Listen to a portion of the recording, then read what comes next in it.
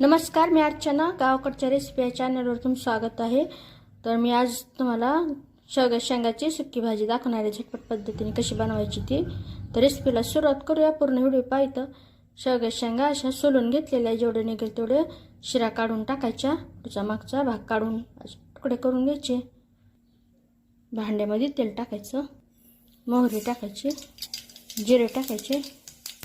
यामध्ये असं तो अद्रक, कोथिंबीर, लसूणाचं वाटण.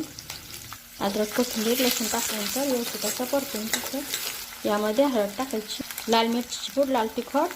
तुम्ही यामध्ये कोणताही मसाला टाकू शकता, घरगुती मसाला, काळा मसाला. मी फक्त लाल तिखटात बनवणार आहे. जास्त नाही, थोडंसं परतून घ्यायचं. तिखट जळलं नाही पाहिजे, थोडंसं परतून घ्यायचं. मंद आच ठेवायची गॅसची.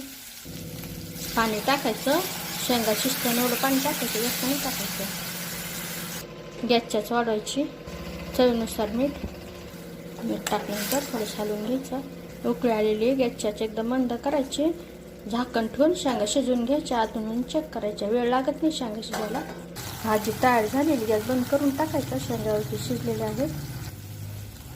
थोडंसं असं चालू द्यायचं, कारण गॅस बंद केल्यानंतर थोडं थंड झाल्यावर एकदम सुक्या होऊन जातात.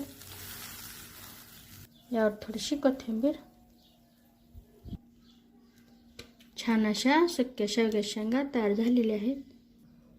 त्याही कोणताही गरम मसाला न वापरता लाल तिखटात बनवलेल्या. नक्की बनवा या पद्धतीने सुक्की शेंगाची भाजी झटपट पद्धतीने. आणि कशी झाली तेही मला नक्की सांगा. तर अशा माझ्या साध्या सोप्या रेसिपीज तुम्हाला आवडत असतील तर माझ्या चॅनलला सबस्क्राईब